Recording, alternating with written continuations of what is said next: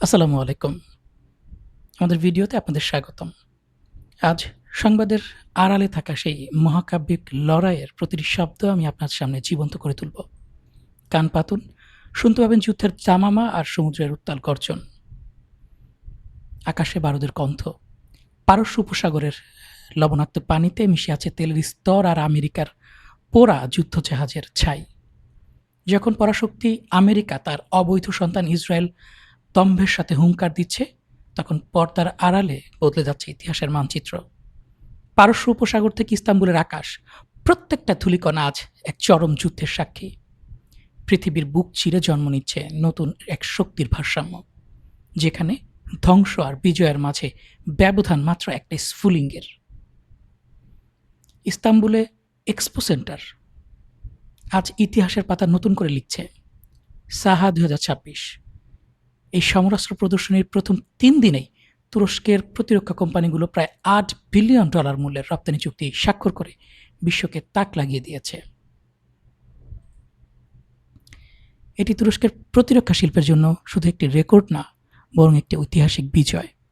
5 থেকে 9 মে পর্যন্ত চলা এই বিশাল প্রদর্শনীতে 1700-র বেশি কোম্পানি এবং 120-টিরও বেশি দেশ অংশ নিচ্ছে। ইস্তাম্বুলের আকাশ আজ তুর্কি ড্রোনের ডানায় ঢেকে গিয়েছে। তুরস্কের লক্ষ্য এখন বিশ্বের শীর্ষ 10 প্রতিরক্ষা রপ্তানিকারক দেশের তালিকায় প্রবেশ করা। তুরস্কের প্রেসিডেন্ট রেসেপ তাইয়িপ এরদোয়ান বজ্র কণ্ঠে ঘোষণা করেছেন, এই নতুন যুগে যেখানে পুরনো ধরনের শক্তির জায়গায় নতুন শক্তি এবং সমন্বিত ব্যবস্থা আসছে, সেখানে তুরস্ক অবশ্যই গুরুত্বপূর্ণ ও নেতৃত্ব দানকারী দেশগুলোর একটি।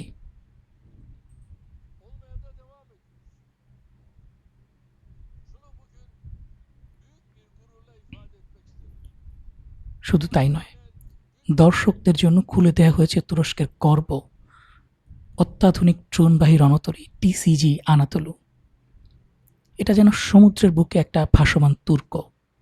তুরস্ক তার শক্তিমত্তার জানান দিচ্ছে ইসরায়েলের জন্য, আমেরিকার জন্য, ইউরোপের কাছে। তুরস্কের এই অহংকার, এই হুঙ্কার, এই শৌর্যবীর্যের পাশাপাশি ইরান বসে নেই। ওমান উপসাগরে আছড়ে পড়ছে ইরানি নৌবাহিনীর শৌর্যবীর্য। বারবাডোসের পতাকাবাহী ওশান কুইন নামের একটি ট্যাঙ্কার জব্দ করে ইরান বুঝিয়ে দিয়েছে এই সমুদ্রের রাজা তারাই। সাবেক মার্কিন কর্নেল ডগলাস ম্যাকগ্রেগর ইরানকে নায়কোচিত বলে বর্ণনা করেছেন। চলুন দেখে আসি ডগলাস ম্যাকগ্রেগরের সেই সাক্ষাৎকারটি।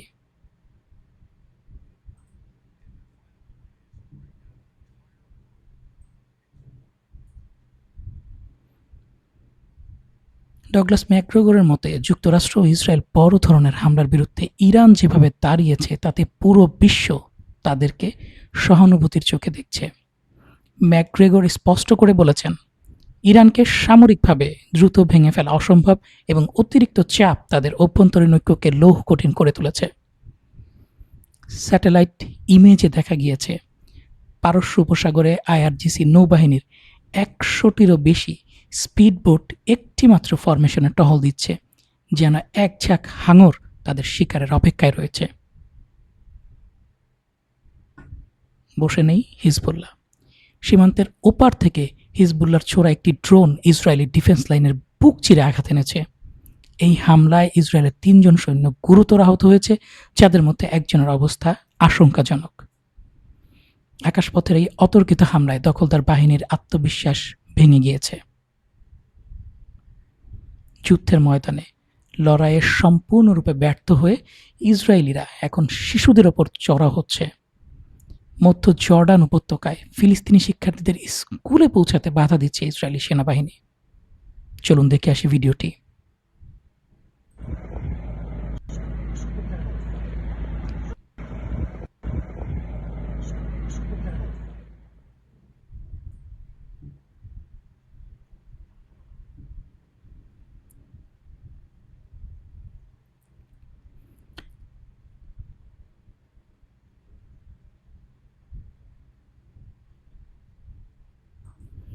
শিক্ষার আলো নিভিয়ে দেওয়ার এই নিকৃষ্ট প্রচেষ্টা বিশ্বজুড়ে ধিকৃত হচ্ছে।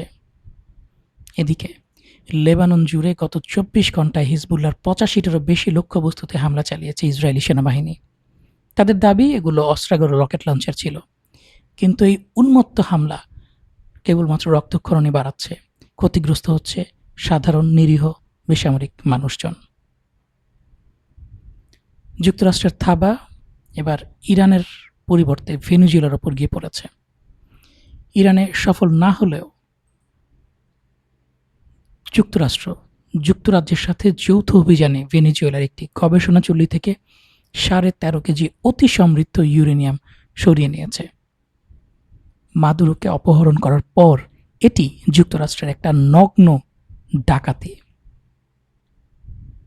এছাড়াও হরমুজ প্রণালীতে অবরোধ ভাঙার চেষ্টা করায় বেশ কয়েকটি খালি তেলের ট্যাঙ্কারে বিমান হামলা চালিয়েছে যুক্তরাষ্ট্র। মার্কিন সেন্টকম দাবি করেছে সি-3 এবং সিফদা নামক দুটি জাহাজের ইঞ্জিন রুমে আঘাত এনে সেগুলোকে অচল করে দেওয়া হয়েছে। এটি নাকি তাদের তথাকথিত প্রজেক্ট ফ্রিডমের অংশ, যা আসলে আন্তর্জাতিক আইনের প্রকাশ্য লঙ্ঘন। প্রশ্ন হচ্ছে, আন্তর্জাতিক জলসীমায় কোনো জাহাজের ওপরে হামলা করার কি অধিকার মার্কিন যুক্তরাষ্ট্রের আছে? কোন আইনে আছে?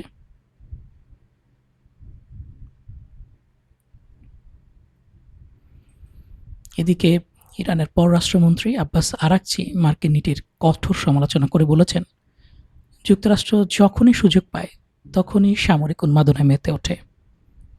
ইরানের পররাষ্ট্রমন্ত্রী আরও বলেছেন, যখনই কোনো কূটনৈতিক সমাধানের সুযোগ তৈরি হয় যুক্তরাষ্ট্র বেপরোয়া সামরিক পদক্ষেপের পথ বেছে নেয়।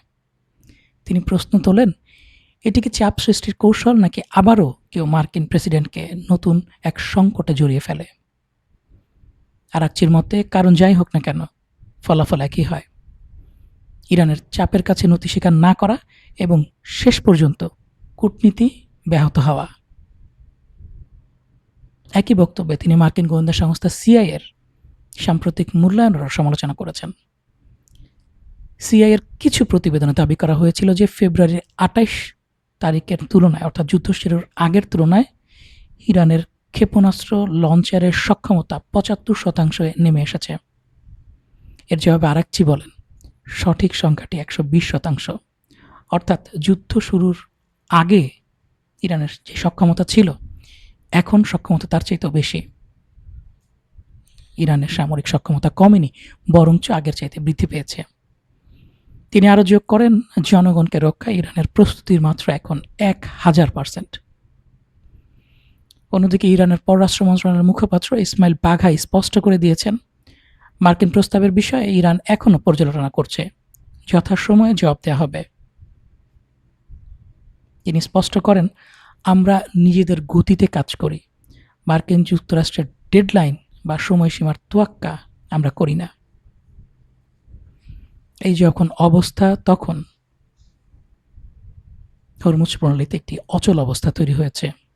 বর্তমানে ৭০টিরও বেশি ট্যাঙ্কারকে মার্কিন বাহিনী ইরানের বন্দরে প্রবেশে বাধা দিচ্ছে, যেগুলোতে $১৩ বিলিয়ন মূল্যের তেল রয়েছে। এর পাল্টা জবাব হিসেবে ইরান ঘোষণা করেছে, কোনো বাণিজ্যিক জাহাজ যেন মার্কিন যুদ্ধজাহাজ থেকে ১০ মাইলের মধ্যে না আসে। প্রতিবেদনটি আপনাদের জন্য শেয়ার করছি। মঙ্গলবার থেকে কোনো বাণিজ্যিক জাহাজ হরমুজ প্রণালী অতিক্রম করেনি। পারস্য উপসাগর এখন এক থমথমে মৃত্যুপুরীতে পরিণত হয়েছে।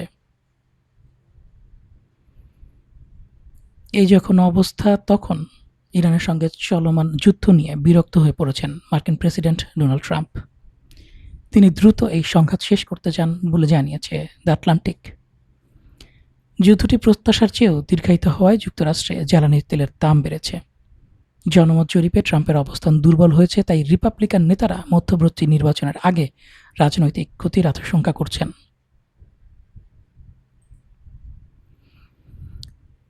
মূলত ট্রাম্প শুরুতে ধারণা করেছিলেন ইরান আরেকটি ভেনেজুয়েলা হয়ে যাবে। কয়েকদিন বা সপ্তাহের মধ্যেই তেহরানের নেতৃত্বকে দুর্বল বা ক্ষমতাচ্যুত করা সম্ভব হবে। এদিকে এখন তিনি বড় পরিসরে নতুন সামরিক হামলা শুরু করতে অনিচ্ছুক। কারণ হিসেবে মার্কিন অস্ত্র ক্ষেপণাস্ত্রের মজুত কমে যাওয়ার আশঙ্কা এবং পরিস্থিতি আরও উত্তপ্ত হলে চীনের প্রেসিডেন্ট শি জিনপিংয়ের সঙ্গে আসন্ন বৈঠকে নেতিবাচক প্রভাব পড়তে পারে বলে তারা ধারণা করছেন। প্রকাশ্যে ট্রাম্প এই সংঘাতকে কখনো ছোট অভিযান আবার কখনো মিনি যুদ্ধ বলে উল্লেখ করলেও তার ঘনিষ্ঠ উপদেষ্টারা জানিয়েছেন তিনি যুদ্ধ নিয়ে অধৈর্য বিরক্ত হয়ে উঠেছেন। এমনকি কোনো আনুষ্ঠানিক চুক্তি ছাড়াই বিজয় ঘোষণা করে ইস্যু থেকে সরে যাওয়ার কথাও তিনি ভাবছেন। অর্থাৎ ট্রাম্প এখন বড় হামলার বদলে কোনো মতে বিজয় ঘোষণা করে এই ইস্যু থেকে পিছটান দিতে চাইছেন। অন্যদিকে ইরানের তেল টার্মিনালে এক রহস্যময় বিপর্যয় ঘটে গিয়েছে। ইরানের সবচাইতে গুরুত্বপূর্ণ তেলের উৎস খার্গ দ্বীপে দেখা গিয়েছে রহস্যময় বিপর্যয়। স্যাটেলাইট ছবিতে ৪৫ বর্গ কিলোমিটার এলাকা জুড়ে তেলের স্তর দেখা যাচ্ছে।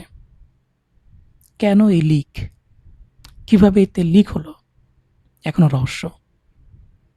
অন্যদিকে রাশিয়ার রোসাটম জানিয়েছে ইরানের বুশেহর পারমাণবিক বিদ্যুৎ কেন্দ্রটি এখনও নিরাপদ এবং সেখানে রাশিয়ার কর্মীরা দ্রুত ফিরে আসার অপেক্ষায় রয়েছে। যে মার্কিন যুক্তরাষ্ট্র হুঙ্কার দিচ্ছিল বুশেহর পরমাণু বিদ্যুৎ কেন্দ্র ধ্বংস করে দেওয়া হয়েছে বা একের পর এক বাংকার বাস্টার ছোড়া হয়েছে,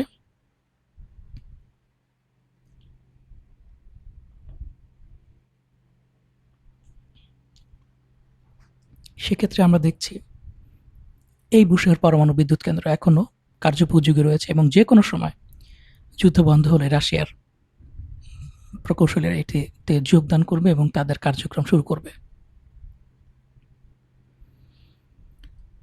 দর্শক, বাতাসে এখন বারুদের গন্ধ শুধু না, আছে এক আসন্ন ঝড়ের পূর্বাভাস। ইতিহাসের চাকা এমন একটা জায়গায় এসে থমকে দাঁড়িয়েছে যেখানে পরাশক্তির দম্ভ চূর্ণ বিচূর্ণ হয়ে যাচ্ছে এবং মজলুম হিসেবে ইরানের কণ্ঠস্বর আরও উচ্চকিত হচ্ছে। ইরানের প্রতিরোধ, ট্রাম্পের বিরক্তি, এরদোয়ানের স্বপ্ন, সবকিছু এক বিন্দুতে এসে মিলিত হয়েছে। সবকিছু মিলিয়ে বিশ্ব এক মহা যুদ্ধের নাট্যমঞ্চের সামনে দাঁড়িয়ে আছে। এই নাট্যমঞ্চের শেষ হাসি কে হাসবে এটি শুধুমাত্র সময় বলে দেবে। সাথে থাকার জন্য ধন্যবাদ। যারা এতক্ষণ পর্যন্ত দেখেছেন চ্যানেলটি দয়া করে সাবস্ক্রাইব করবেন, আমাদের সাথেই থাকবেন। আল্লাহ হাফেজ, আসসালামু আলাইকুম।